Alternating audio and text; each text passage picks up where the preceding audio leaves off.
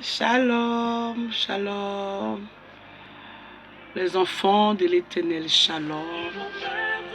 Soyez bénis dans le nom de Jésus. Alléluia. Bon, vous savez, toutes choses concourent au bien de ceux qui aiment l'Éternel, les armées. Et je bénis le nom de l'Éternel parce que tu es béni. Alléluia. Donc voilà le programme, la vidéo. Le direct ne peut pas se faire parce que j'ai des problèmes de connexion. Donc je vous fais cette vidéo pour vous rassurer que c'est pas perdu. Alléluia. Avec le Seigneur, il y a toujours une solution. Et la solution aujourd'hui, peut-être cette vidéo-là, je vais te faire comme ça, que je vais te balancer. Pour te dire, la parole de l'Éternel est attachée à notre vie. Et que cette parole qui nous dit dans Ésaïe 5 verset 10, comme la pluie et la neige descendent du ciel, arrose et féconde. Alléluia.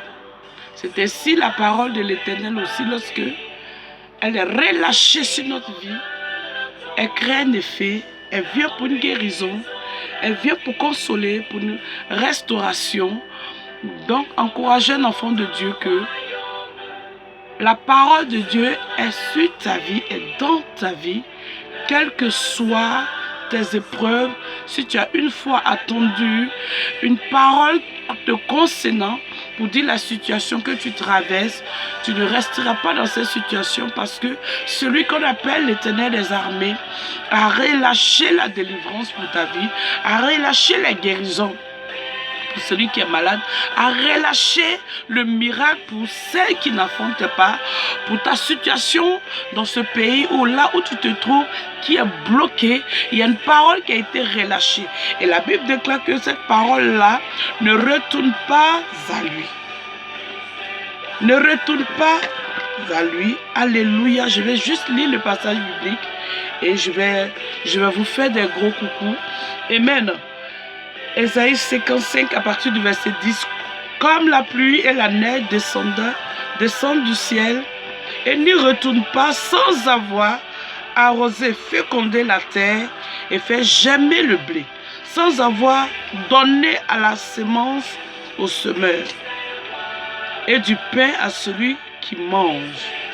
Regardez, il y a tellement quelque chose qui nous rassure ici. Il y a une parole qui fortifie. Il y a une parole qui nous console. Il y a une parole qui nous bénit. Il y a une parole qui nous donne l'assurance que le pain ne te manquera pas. On dit quoi? Sans avoir donné la semence au semeur. Amen. Ça veut dire que si tu sèmes, il te donne une semence. Alléluia. Le pain à celui qui mange. Qui veut dire tu ne manqueras pas de faim. Tu ne manqueras pas. Non. Comme la Bible nous dit dans Somme 23, l'Éternel est mon berger, je ne manquerai de rien.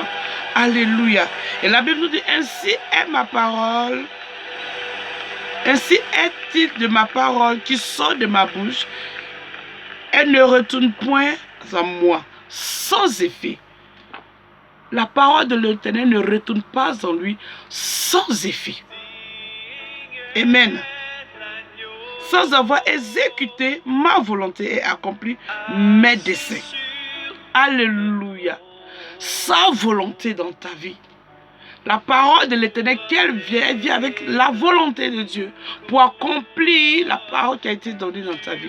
Enfant de Dieu, en ce jour, je veux que tu aies foi en ton Dieu. Je veux que tu espères encore en lui. Je veux que tu crois encore à lui. Je veux que tu ne baisses pas les bras. Non. Continue de croire. Continue d'espérer. Sans doute, pour ton arrivée ici, pour ta venue dans ce pays, pour t'arriver quelque part, il y a une parole qui a été, il y a un signe qui a été marqué pour dire, à partir d'aujourd'hui, moi je t'enlève dans tel endroit pour t'amener dans tel endroit. Nous avons vu Abraham. Abraham devait sortir de la maison de son père parce qu'il y a une parole qui a été relâchée sur sa vie. Le Seigneur lui a dit à Abraham que tu seras père d'une multitude. Donc, et s'il était encore dans la famille, dans la maison de son père, il n'allait pas voir cette prophétie-là s'accomplir, cette révélation s'accomplir. Alléluia. Je prie que tu sois à la bonne place pour recevoir la parole de l'Éternel qui t'est adressée à ta vie, à tes projets, à tes besoins, à ta famille, à ton ministère. Alléluia. Abraham a respecté la parole de l'Éternel, est sorti de la maison de son père pour pouvoir recevoir la promesse de l'Éternel sur sa vie. Regardez, c'est une promesse que le Seigneur te donne. Il dit, ma parole qui sort de moi, elle ne retourne pas à moi sans avoir effectué ma volonté. Qui veut dire aujourd'hui, si tu reçois une parole de l'Éternel, c'est la volonté de Dieu. Ce n'est pas la volonté de celui qui te donne la parole, non. Mais c'est la volonté de notre Dieu qui est sur ta vie, qui vient accomplir un acte, accomplir quelque chose dans ta vie. Alléluia. C'est pourquoi quand le Seigneur veut nous bénir, il veut que nous nous séparons, nous nous détachons.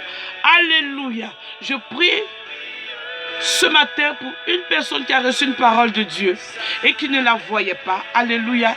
Et je prie que cette parole ce matin vienne s'accomplir, la volonté de notre Dieu, de notre Seigneur Jésus-Christ sur ta vie. Alléluia.